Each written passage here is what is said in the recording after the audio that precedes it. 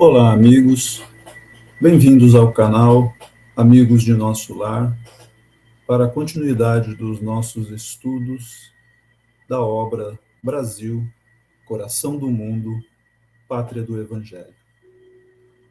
Hoje vamos trazer uma poesia que está no livro Parnaso de Além Túmulo, da psicografia de Chico Xavier, pelo espírito de Pedro de Alcântara, ele mesmo, Pedro II, demonstrando toda a afeição, todo o carinho pela pátria Brasil.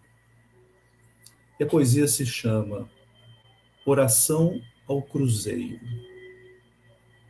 E ela foi trazida no cinquentenário da abolição. E diz assim: Luminosas estrelas do Cruzeiro, iluminai a terra da esperança, na doce proteção de um povo inteiro, onde a mão de Jesus desce e descansa. Símbolo sacrossanto de aliança, de paz e amor do eterno pegureiro. Guardai as claridades da bonança na vastidão do solo brasileiro.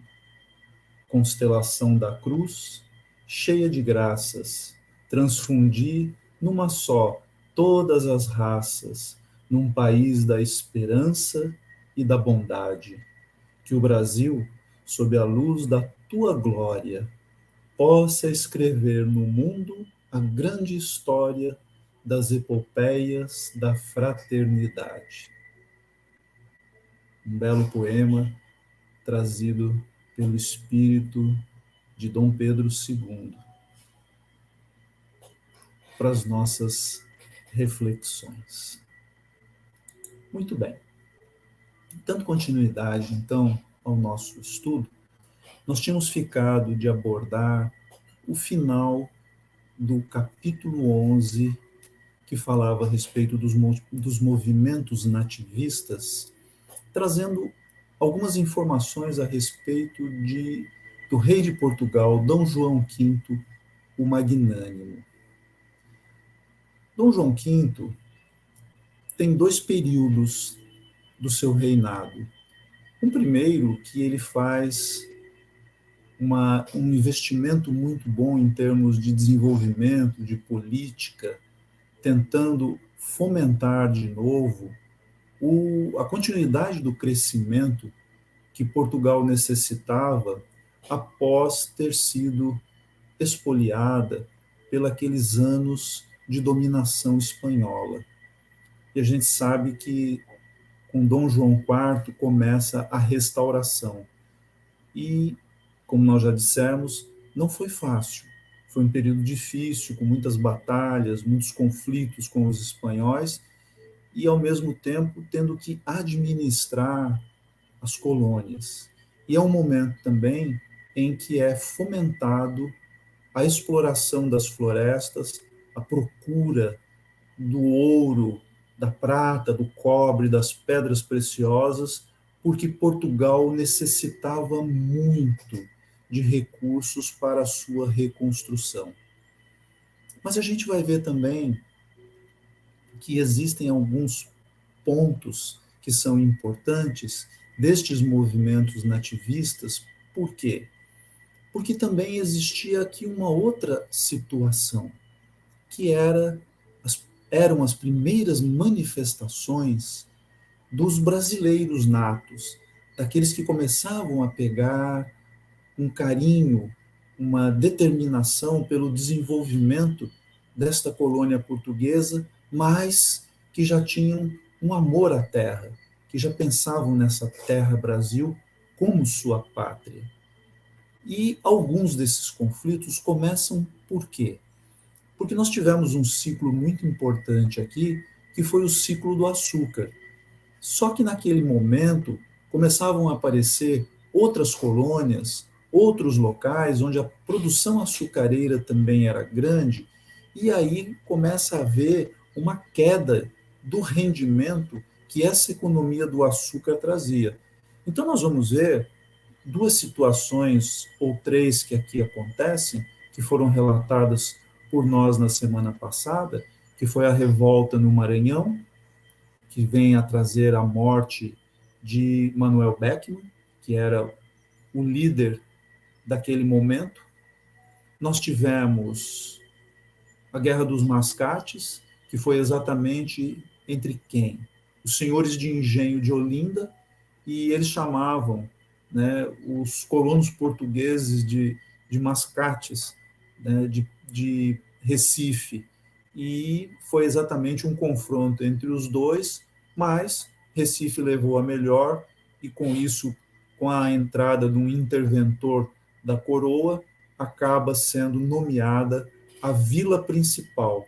E Olinda perde, então, um pouco do seu brilhantismo naquele momento, e Recife passa a ser o ponto mais importante, e que realmente, até hoje, depois que Pernambuco deixa de ser capitania e se constitui um estado, a sua capital continuou sendo Recife. E a outra situação foi a Guerra dos Emboabas. Mas também por que ela acontece? Exatamente porque este ciclo do açúcar tem um decréscimo muito grande. E aí aqueles que ganhavam muito dinheiro com o comércio do açúcar começam a procurar alternativas de renda. E ao fazerem isso, começaram a o quê?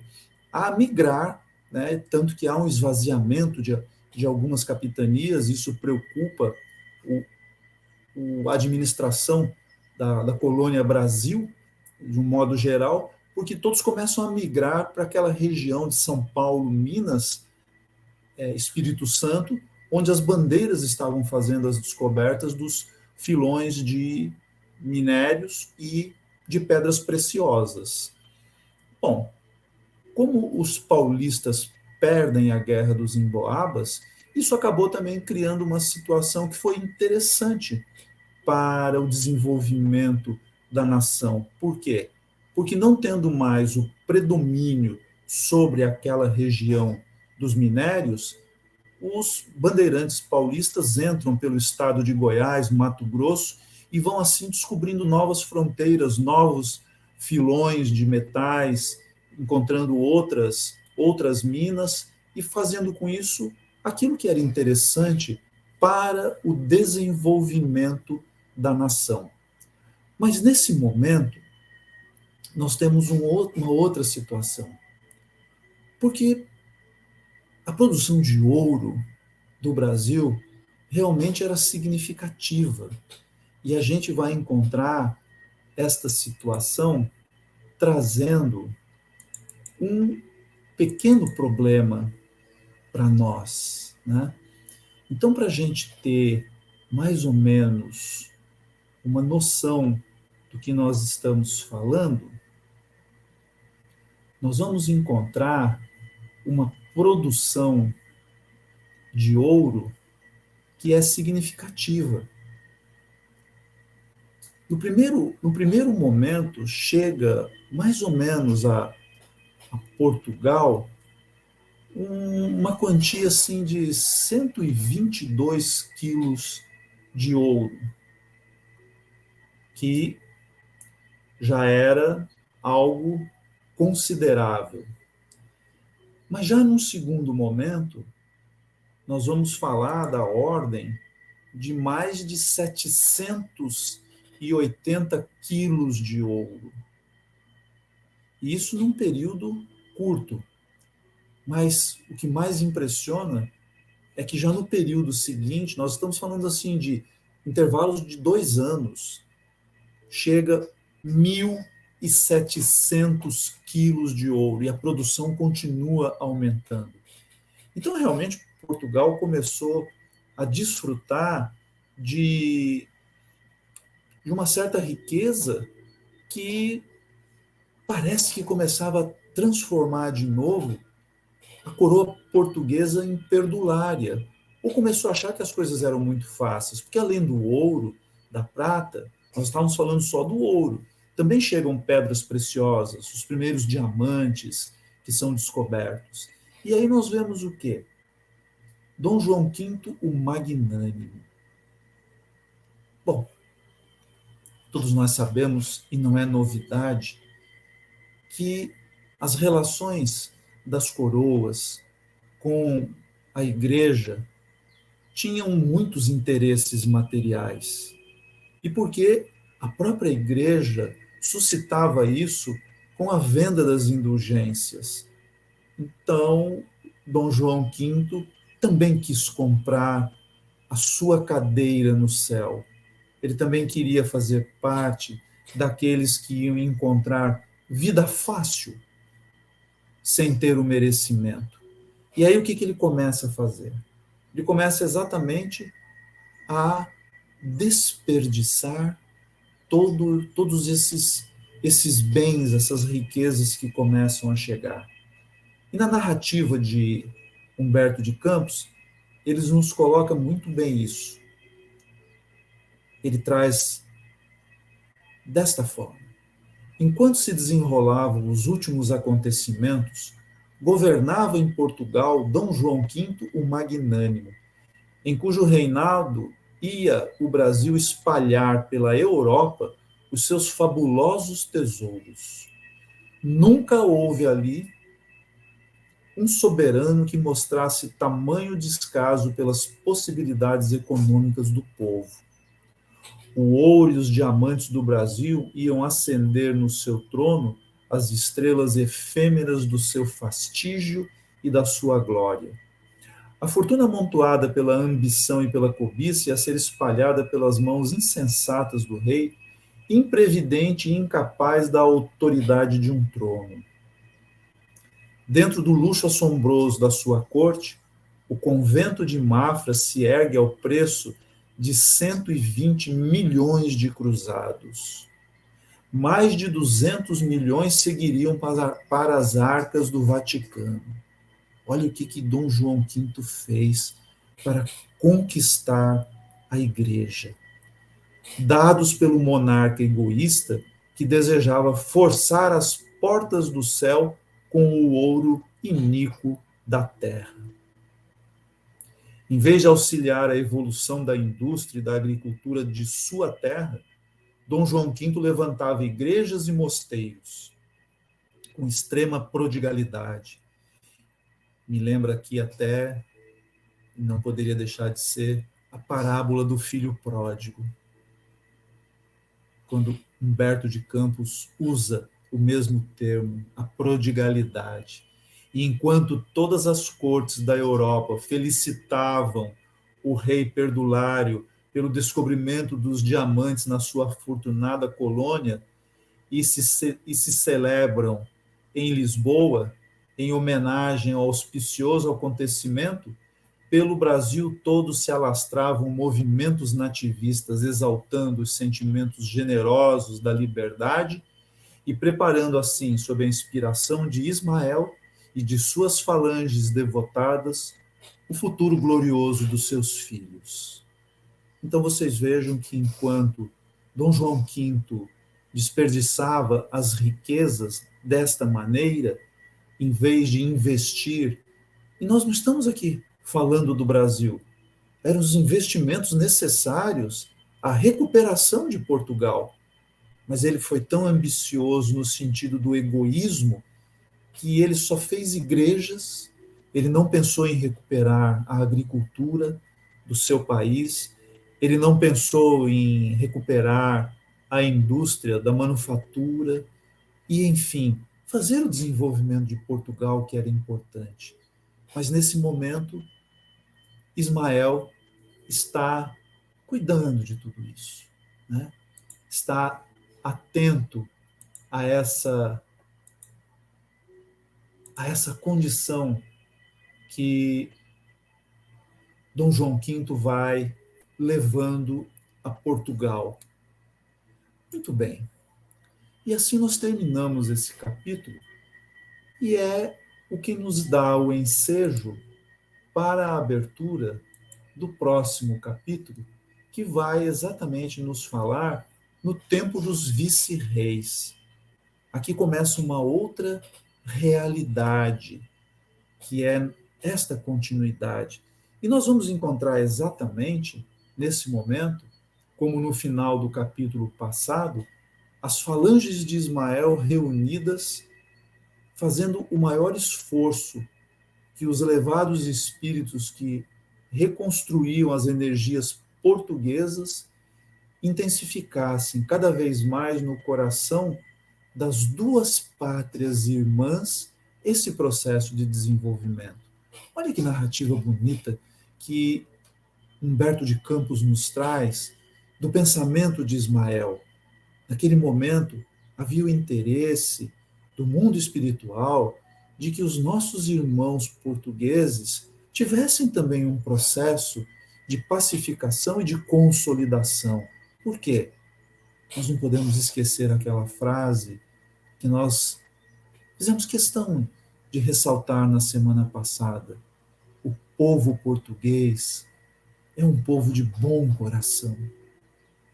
E é isso que nós temos que compreender, que nós, que aqui estamos, herdamos este coração fraterno e cheio de gratidão. Foi um dos componentes desta nação que é tão fraterna e tão amorosa, que é o Brasil. Tivemos, sim, boas inspirações trazidas da mão destes nossos irmãos.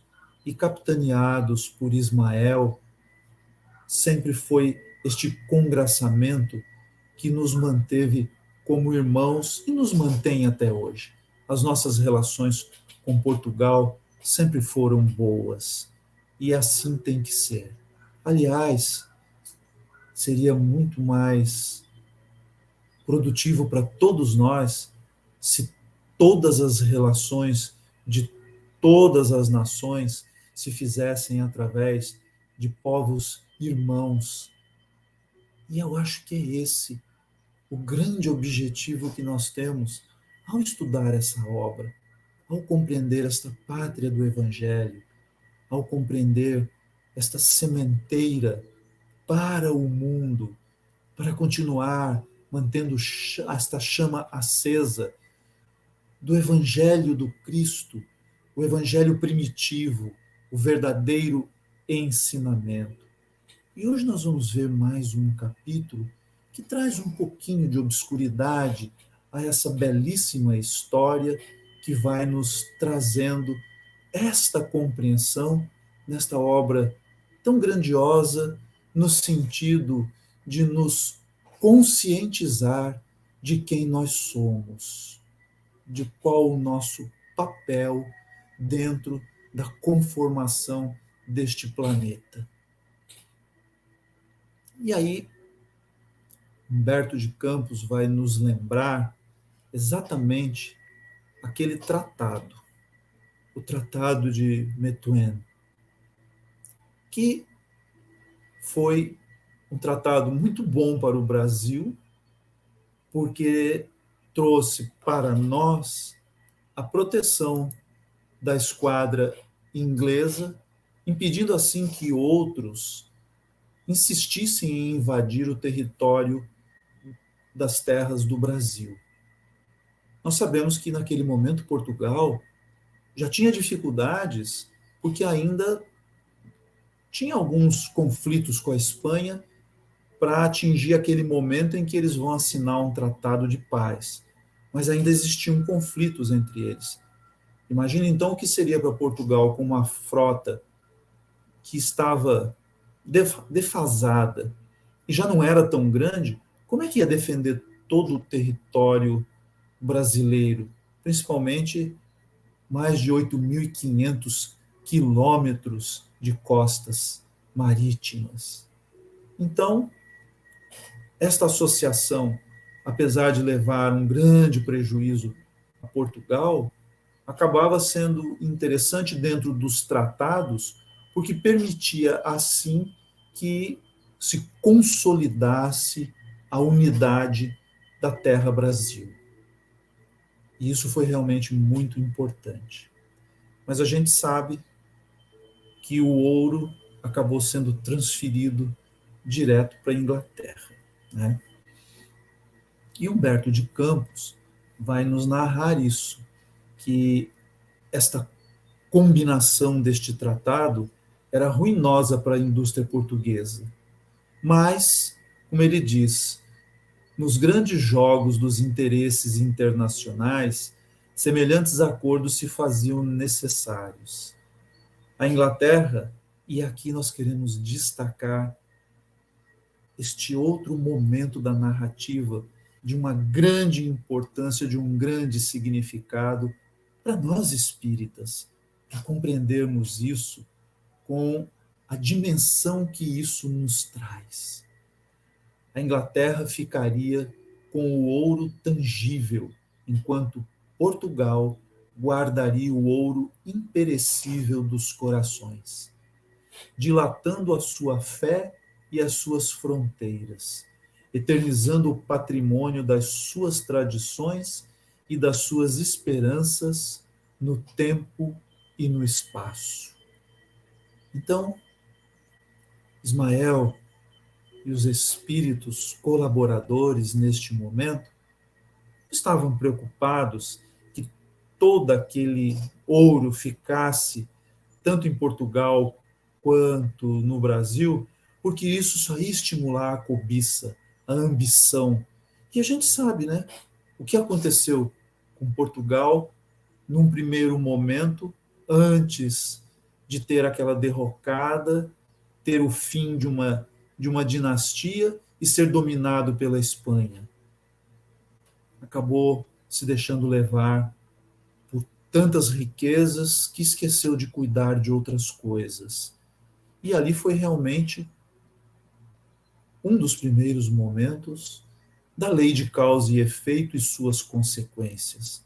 Então, nesse momento, para aqueles que cuidavam da espiritualização dessas duas pátrias irmãs, não era a preocupação que houvesse muito ouro, mas o necessário para continuar o desenvolvimento. Porque tudo aquilo que parece que começa a sobrar muito fácil cria um processo de desgaste tão grande que as responsabilidades se arruinam.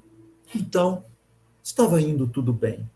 E os ingleses achavam que com isso estavam conseguindo o melhor. É sempre aqueles que dominam, acham que a riqueza material é o principal ganho. Quanta ilusão nós ainda temos a respeito da existência física e da verdadeira vida, a vida do espírito. Mas continuemos. E aí,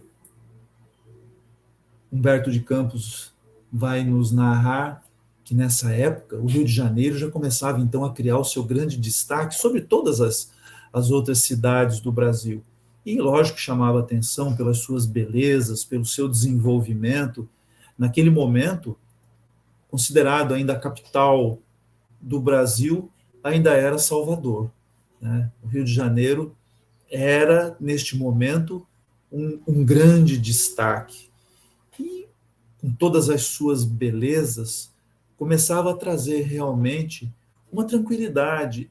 E aí a gente vê aquelas praias, os lençóis arenosos, como vai nos dizendo Humberto de Campos, aquele céu, aquela paisagem tranquila, bonita, com toda a sua serenidade, que convidava os governadores a fazerem longos expedientes, né, pela metrópole, e os padres que rezavam beatificamente os seus breviários entre as paredes coloniais do convento de Santo Antônio. E aqui nós queremos fazer uma parte para este convento de Santo Antônio, que ele tem para nós um, um destaque importante. Um paralelo que nós vamos fazer aqui dentro desta obra. Quem foram alguns dos freis que se destacaram no convento de Santo Antônio? Houveram muitos freis importantes, muitos frades importantes. mas nós queremos falar de dois. Hoje, apenas dois. Um deles é aquele que depois ficou conhecido como que era o Frei Galvão e que vem a ser canonizado pelo Papa João Bento XVI. E o outro, eles não chegaram a conviver. O outro foi Frei Fabiano de Cristo, que todos nós sabemos que era a reencarnação de José de Anchieta e que com todo o seu amor, como a gente também já falou a respeito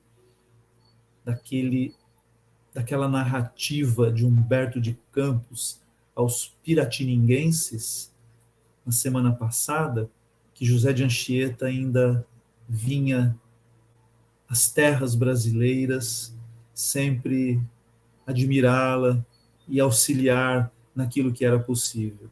Então, nesse período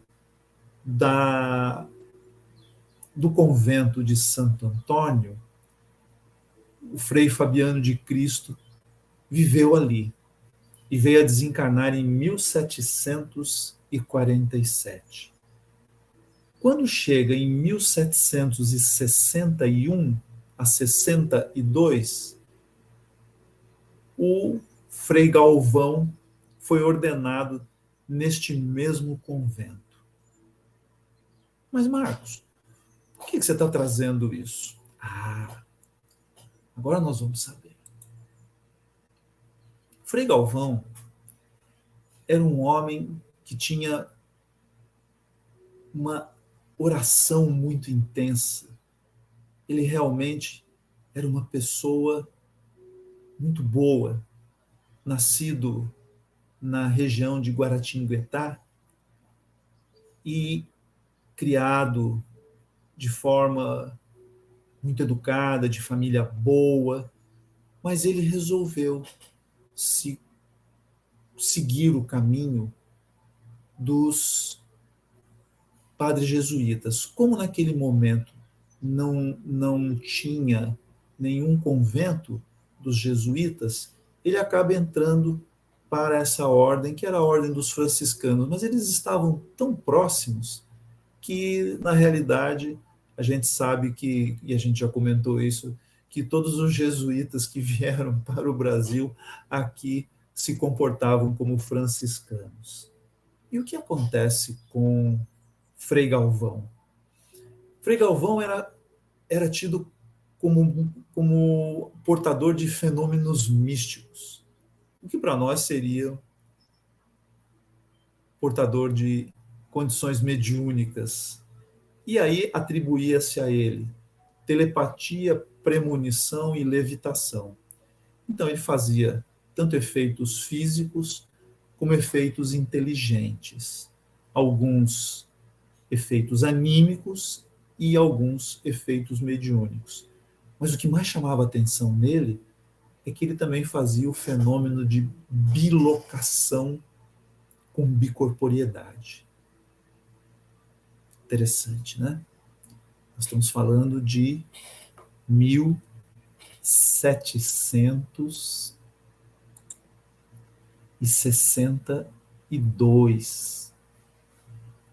1762. Muito bem. Nessa época, Frei Galvão ficou conhecido por causa de umas pílulas que ele começou a fazer. O que era isso? Ele pegava pequenos pedaços de papel onde ele escrevia orações, ele enrolava aquilo bem enroladinho e ele dava para pessoas que às vezes estavam doentes. Olha que interessante. Uma vez, uma pessoa com fortes cólicas renais, ele deu uma pílulazinha dessa, as cólicas cessaram porque a pessoa expeliu todas as pedras.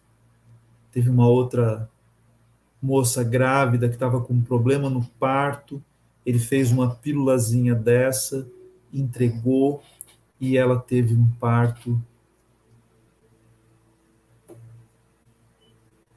o feto veio a termo e correu tudo bem.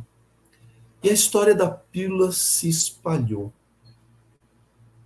E é interessante porque até os dias de hoje, elas são fabricadas pelas Irmãs do Recolhimento. E elas fazem até hoje distribuição gratuita para cerca de 300 fiéis diariamente. Então, até hoje, essas pílulas. É interessante que, se você entrar no Google, tem ali a forma de você conseguir as pílulas do Frei Galvão. É só você mandar um envelope com outro envelope selado para remeterem de volta, e aí as freiras vão colocar as pílulas e vão te mandar de volta, e tudo isso não tem custo nenhum.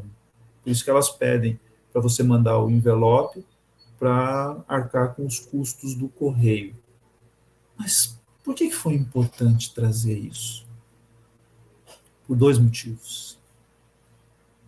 Vocês lembram de um personagem importantíssimo do movimento espírita lá de Sacramento, Eurípides Barçanufo? Pois é. Aqueles que não conhecem a história de Eurípides Barçanufo, vale a pena. Eu vou fazer um pequeno resumo. Eurípides era católico e, inclusive, era secretário da Irmandade São Vicente de Paulo. Mas um tio seu, que era muito materialista, mariano, o convida para sessões espíritas. Ele ficou impressionado porque o tio tinha mudado de comportamento. E o tio deu para ele de presente o livro Depois da Morte, de Leon Denis. Ele leu aquele livro e ficou impressionado com o pensamento filosófico, a profundidade com que as coisas estavam escritas ali. Porque Eurípides era um grande professor, autodidata, falava várias línguas e resolveu ir até a fazenda mariana desse seu tio para ver aqueles trabalhos mediúnicos. E ele se surpreendeu quando ele chegou ali e viu vários dos seus parentes que eram analfabetos fazendo, através do processo da psicofonia, falas filosóficas inteligentes que o surpreenderam. Muito bem. Ele leu o livro e resolveu voltar para uma sessão mediúnica. Na primeira que ele foi participar mesmo, ele olhou para um seu parente que era analfabeto e falou: bom, se os mortos realmente existem, eu gostaria que João Evangelista viesse aqui e me explanasse a respeito das bem-aventuranças. O que aconteceu? O seu parente fez uma explanação sobre as bem-aventuranças à luz da lei do amor, da lei da reencarnação e da lei do progresso, como Eurípides nunca tinha ouvido. E aí ele começa a estudar o Espiritismo. Quando ele vem um segundo encontro dessas, ou em alguma terceira ou quarta reunião que ele vem, ele recebe um recado do seu protetor espiritual. Quem era? O espírito de Vicente de Paulo, que a igreja chama de São Vicente de Paulo. Para nós, ele é Vicente de Paulo. E aí foi uma conversa muito interessante. Por quê?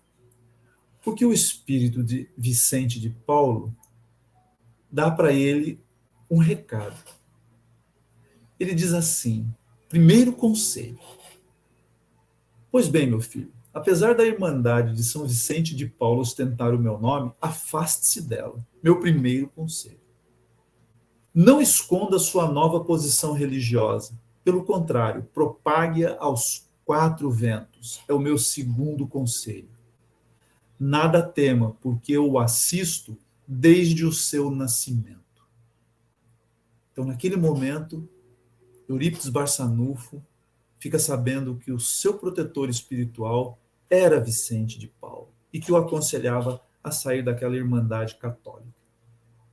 Então, ele o aconselha a afastar-se de sua ordem na esfera católica romana.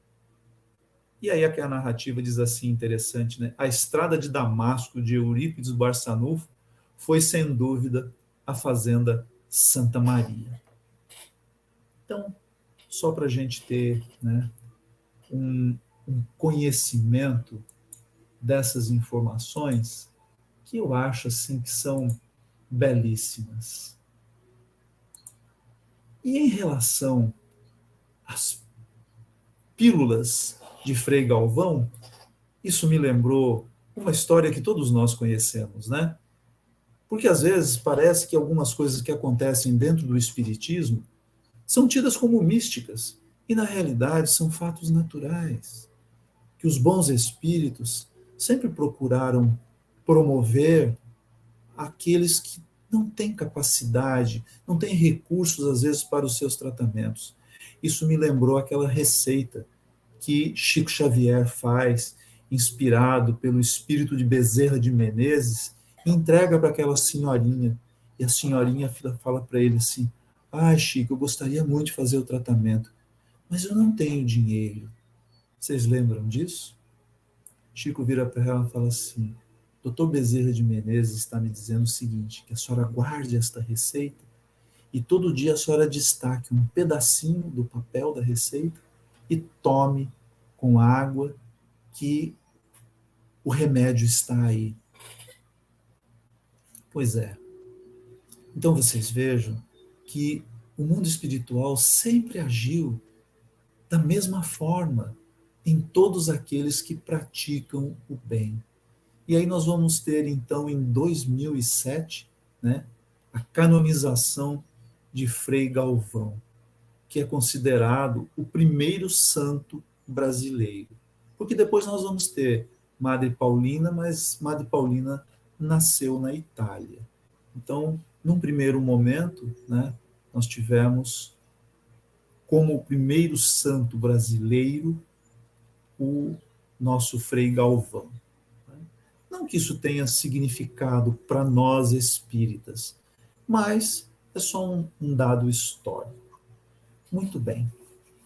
E aqui é interessante porque, nesse momento, a sociedade começava a ter uma transformação a partir desta sociedade carioca, onde a preocupação era que, nos finais de tarde, ao entardecer, né, as ruas fossem iluminadas para que as pessoas se encontrassem nos oratórios das esquinas, que era para poder fazer as suas conversas. E aqui na narrativa de Humberto de Campos, ele nos diz que era necessário essa iluminação para que as pessoas não fossem envolvidas e não tivessem receio dos capoeiras ocultos.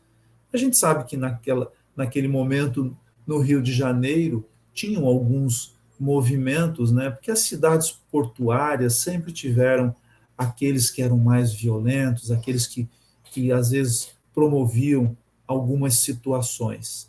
E aqui nenhuma conotação aos capoeiristas, que a gente sabe que, como todos aqueles que fazem lutas, procuram aprender dentro do seu condicionamento, principalmente a disciplina. E todos eles trabalham com defesa pessoal, não atacar os outros. Mas sempre tem aqueles que distorceram os conhecimentos, né? Mas, enfim, é nesse momento que a gente vai ver que as vielas escuras do rio só se iluminavam nos momentos de festejo, quando o governador também vinha para esses folguedos de rua, e aí todos comemoravam juntos. E aqui Humberto de Campos vai nos dar um destaque para aquele momento em que tanto Portugal como o Brasil ainda não tinham atentado para as condições de higiene e, infelizmente, havia pouca limpeza, e os igarapés e todos os locais acabavam virando como se fossem fossas a céu aberto. E existia um costume na época que humilhava ainda mais os nossos irmãos africanos, porque as casas não tinham nenhum sistema de esgoto, não existia banheiro, então todo mundo fazia suas necessidades em pinicos, né, de louça, e esses eram transferidos para potes, né, que os irmãos africanos eram obrigados a carregar na cabeça ou às vezes no ombro e levavam isso até esses igarapés, até esses córregos e despejavam tudo ali. Então a gente imagina que as condições sanitárias realmente eram muito ruins. E é interessante a gente pensar nisso aí, um dado que o nosso companheiro Jorge Elahá, companheiro aqui de Rondônia, traz num estudo que foi feito através da Federação de Goiás, que esses indivíduos, esses escravos, ficaram conhecidos como os escravos tigres. Por quê? Porque ao carregar estes potes cheios de fezes e urina, às vezes escorriam nas suas costas. E o contato da urina, contendo ureia e amônia, acabava queimando a pele ao contato com o sol e fazia estrias na pele. E aí, ainda humilhados, além de humilhados, tendo que carregar esse material mal cheiroso, ainda ganhavam o apelido de escravos tigres ou homens tigres, porque tinham as suas costas raiadas. Isso ele traz como um fato interessante, porque hoje os historiadores contam isso, né? E na narrativa de Humberto de Campos, ele traz essa informação, não trazendo esta conotação, mas nos contando, neste livro de 1938, que isso acontecia na época, com os escravos carregando esses potes contendo os excrementos e a urina. Mas isso não era o pior. O pior, na realidade, era o mercado do Valongo. O mercado do Valongo que não existia só no Rio de Janeiro. Existia também na capitania de São Vicente, também no Porto de Santos, que era onde chegavam os navios negreiros e descarregavam os nossos companheiros africanos como se fossem animais e ficavam ali presos para serem examinados por aqueles que os vinham comprar e que faziam isso realmente como se tratavam animais, examinavam dentes e punhos para ver se eram fortes, para levá-los para os seus trabalhos pesados. E naquele momento não se contava nada, se separava mães, pais, filhos, marido, esposa, isso não existia.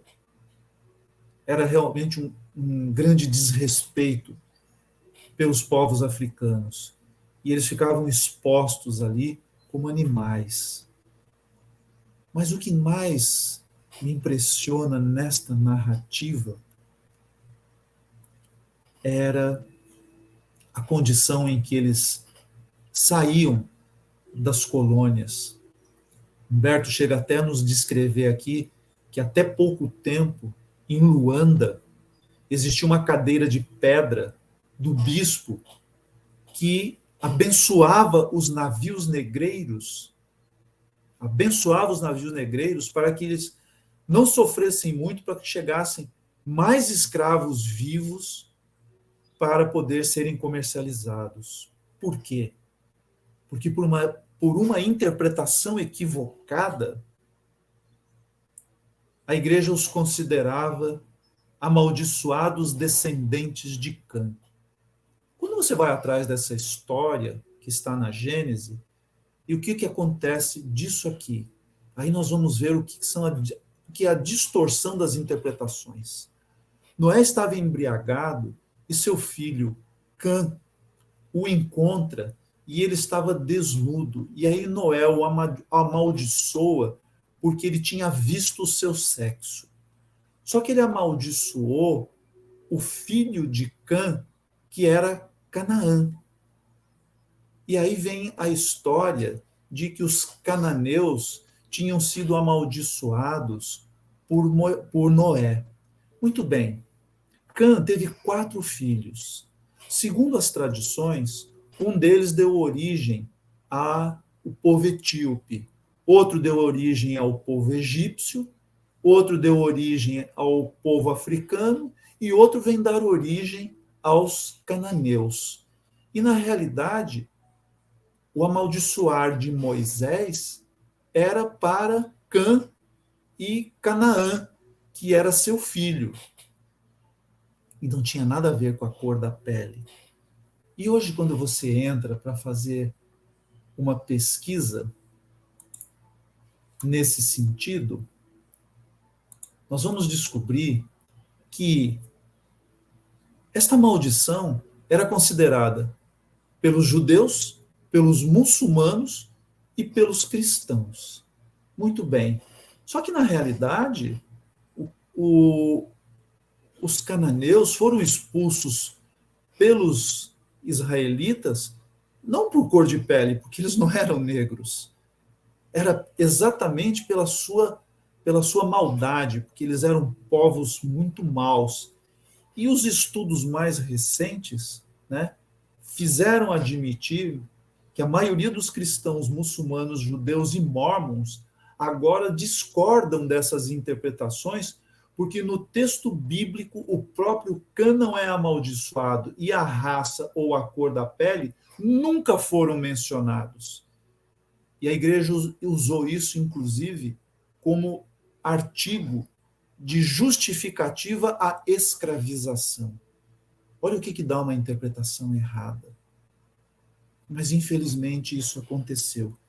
E naquele momento da história, os navios negreiros eram abençoados pela igreja. Por quê? Porque a igreja tinha interesse no forte comércio que acontecia, que movia muito dinheiro. E, infelizmente, nem todos os segmentos da igreja compreendiam o lado espiritual. Tanto é que nós vimos que muito ouro de Dom João V foi para o Vaticano.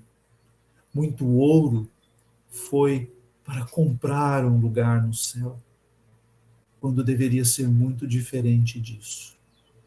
E é lógico que aqui nós não estamos fazendo uma crítica à religião católica. Nós estamos trazendo uma informação histórica que mostra os equívocos de alguns segmentos da igreja, porque esses, com certeza, não eram padres franciscanos e não eram os jesuítas do Brasil. Eram de outras ordens. E nós sabemos o que padres de outras ordens fizeram, tanto nas cruzadas como no período da Inquisição. Mas cabe a nós, espíritas, compreendermos tudo isso. Sabe por quê? Porque muitos de nós já fomos do outro lado. O processo reencarnatório nos traz essa consciência, isso que é muito bonito. Nós já fomos padres. Nós já fomos aqueles que também criaram os processos de maldade. Nós também já fomos senhores de engenho. Nós também já fomos escravos. E a reencarnação nos ensina tudo isso. E hoje nós ficamos por aqui. E vamos agradecer. Obrigado, Jesus, por nos permitir toda a compreensão da nossa jornada. Como espíritos imperfeitos que somos, por quais paragens nós já caminhamos, não nos importa saber neste momento. Importa, sim, compreendermos esta grande mensagem do Evangelho. E hoje, habitando as terras do Cruzeiro, empunharmos esta bandeira desta nação de amor e repetirmos sempre: Brasil, coração do mundo, a pátria do Evangelho. Nós te agradecemos por aqui estarmos encarnados e termos a possibilidade de toda a consciência que nos é trazida nesse momento. Obrigado, Senhor. Que assim seja. Uma boa noite e até o nosso próximo encontro.